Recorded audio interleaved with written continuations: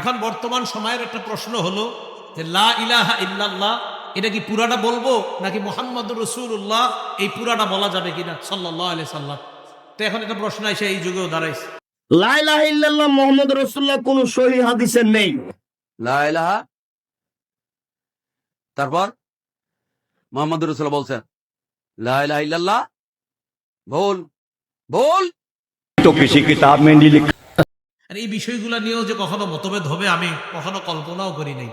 যেহেতু এই প্রশ্ন আসছে অনেকের মাঝে, তো এই জন্য তাহলে বলেন তো পুরাটা বলা যাবে কিনা। আচ্ছা, রব্বানা ইন্নানা সামি'না মুনাদিয়া ইউনাদি লিল ঈমান আন আমিনু বিরাব্বিকুম ফাআমান্না। হে আমাদের রব, আমরা শুনেছি এমন এক আহ্বানকারীর কথা যিনি আমাদেরকে ঈমানের দিকে দাওয়াত দিয়েছেন, মুহাম্মদ সাল্লাল্লাহু আলাইহি সাল্লাম। সুবহানাল্লাহ। এমন এক আহ্বানকারীর কথা যিনি আমাদেরকে ঈমানের দিকে দাওয়াত দিয়েছেন আর বলেছেন আন আমিনু বিরাব্বিকুম ফাআমান্না, তোমরা তোমাদের রবের উপর ঈমান আনো। ফাআমান্না, তাই আমরা ঈমান আনলাম। সুবহানাল্লাহ। আমরা কি আনলাম বলেন? লা ইলাহা ইল্লাল্লাহ। পড়েন তো।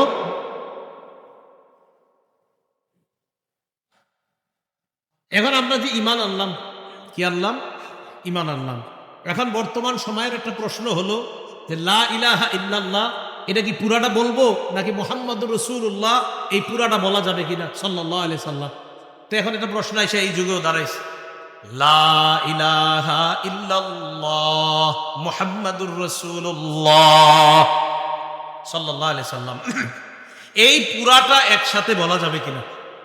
লা ইলাহা ইল্লাল্লাহ মুহাম্মাদুর রাসূলুল্লাহ এই পুরাটা একসাথে বলা যাবে কিনা। প্রথম কথা, ক্বালা রাসূলুল্লাহ সাল্লাল্লাহু আলাইহি ওয়াসাল্লাম মান ক্বালা লা ইলাহা ইল্লাল্লাহ মুখলিসা দাখালাল জান্নাহ। রাসূলুল্লাহ সাল্লাল্লাহু আলাইহি সাল্লাম বলেন, ইখলাসের সাথে যদি কেউ লা ইলাহা ইল্লাল্লাহ পড়ে সে জান্নাতে প্রবেশ করবে। তো এখন প্রশ্ন হলো লা ইলাহা ইল্লাল্লাহু মুহাম্মাদুর রাসূলুল্লাহ এই পুরাটা একসাথে পড়া যাবে কিনা। কিতাবের নাম আল আহাদিসুস সাবআহ মিনার রাসাইলিস সালাসিল হাদিসিয়াহ। ইমাম আবু হানিফা রাহমাতুল্লাহি আলাইহি বক্তব্য, তিনি বলেন লাকিতু সাবআ মিন আসহাবিন নবী সাল্লাল্লাহু আলাইহি ওয়াসাল্লাম। ইমাম আবু হানিফা বলেন, আমি মুহাম্মদ সাল্লাল্লাহু আলাইহি সাল্লামের 7 জন সাহাবীর সাথে সাক্ষাৎ করছি। তাদের মাঝে একজনকে আমি বলতে শুনেছি। কি বলতে শুনেছি? ক্বালা রাসূলুল্লাহ সাল্লাল্লাহু আলাইহি ওয়াসাল্লাম, নবীজি বলেন দাখালতুল জান্নাহ, আমি জান্নাতে প্রবেশ করলাম। ফারাআইতু ফি আরিদিল জান্নাহ, আমি জান্নাতে প্রবেশ করার পর জান্নাতের মধ্যে একটা লাইনের মধ্যে লেখা দেখলাম লা ইলাহা ইল্লাল্লাহু মুহাম্মাদুর রাসূলুল্লাহ। পড়া যাবে নি পুরাটা? এই লেখা কই আছে? জান্নাতের মধ্যে পুরাটা পড়া যাবে, সমস্যা নেই, ঠিক আছে না?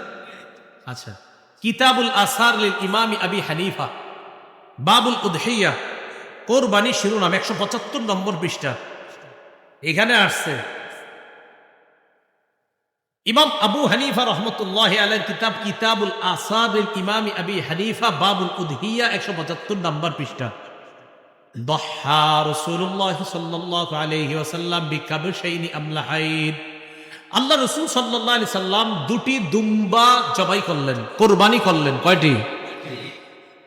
যাকাত যাবাহা আহাদাহুমা আন নাফসি, দুইটার মধ্যে একটা জবাই করলেন নিজের পক্ষ থেকে, তার মানে একটা পশু নিজের পক্ষ থেকে জবাই করলেন। বাকি রইল কয়টা? আরেকটা।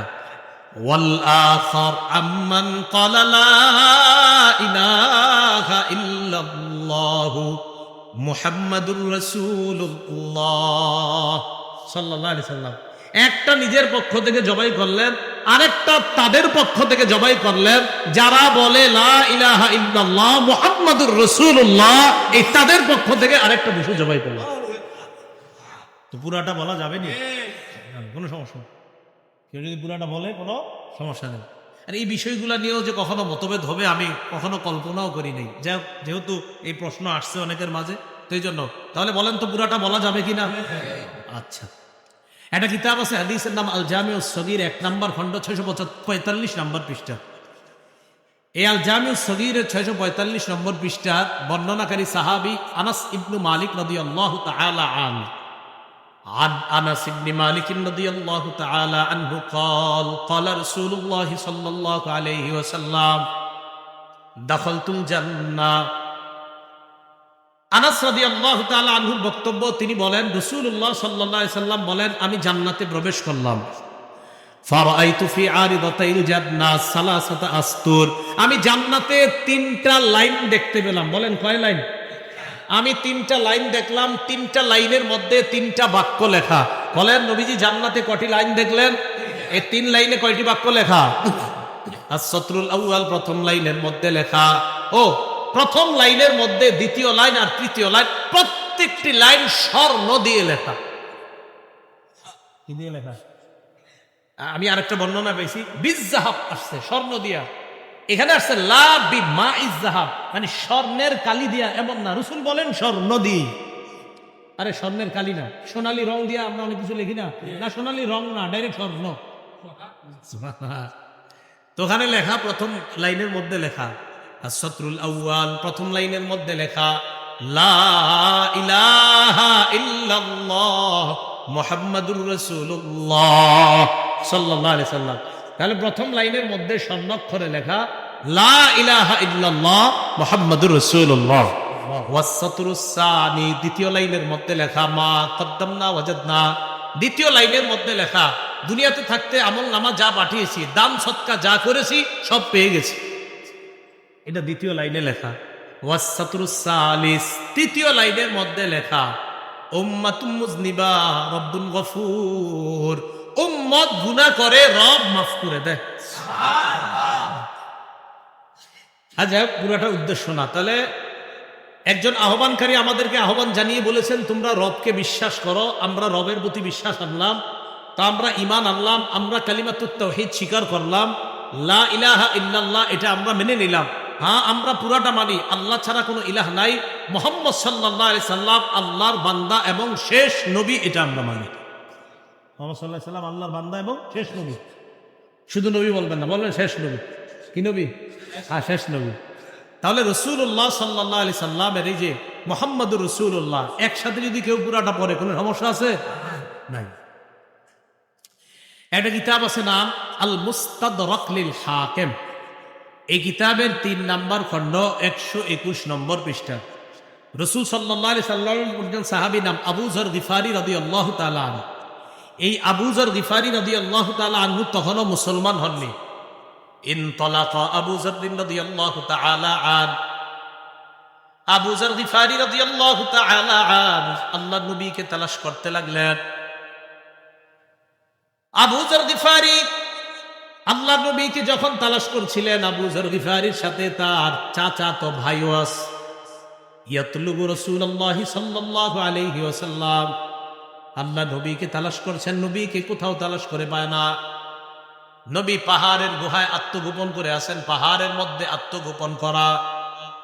তালাশ করতে করতে আল্লাহ রাসূলকে যখন পেয়ে যায়, আবু যর বললেন ইয়া রাসূলুল্লাহ আতাইনাকা লিনাসমা'a মা তাকুল, আপনি নাকি কি এক দাওয়াত দিয়ে বেড়ান, এই দাওয়াতটা শোনার জন্য আপনার কাছে আসছি।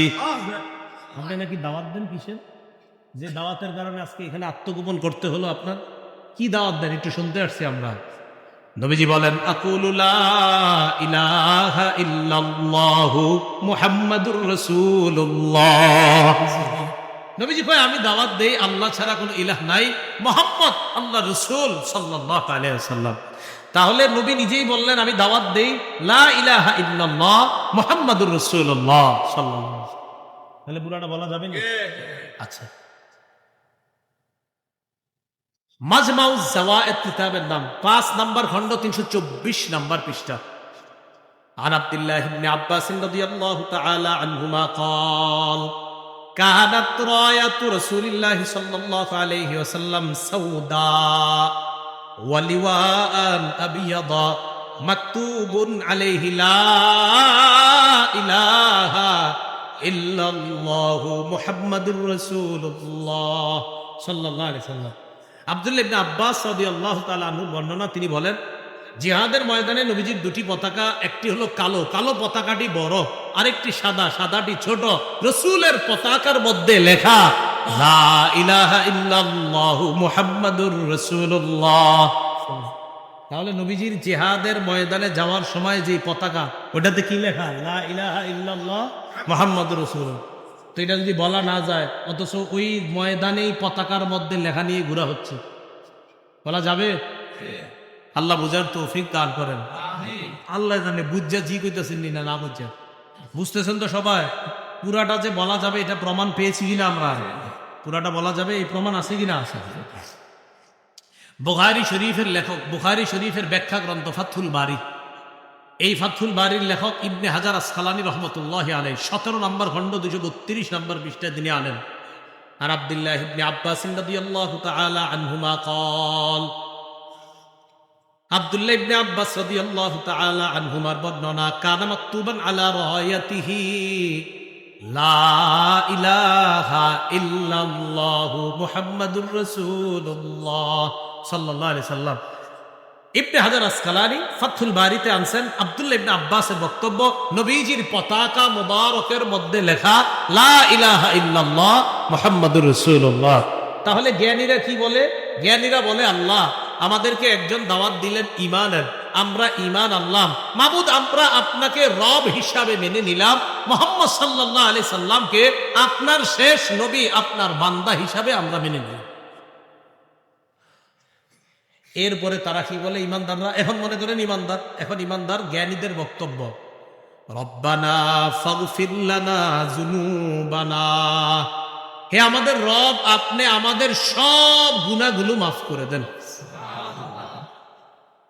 ওয়াকাফির আন্না সাইয়্যাতিনা, আল্লাহ আমাদের যত ত্রুটি বিচ্যুতি আছে এই ত্রুটি বিচ্যুতিগুলোকে আপনি দূর করে দেন।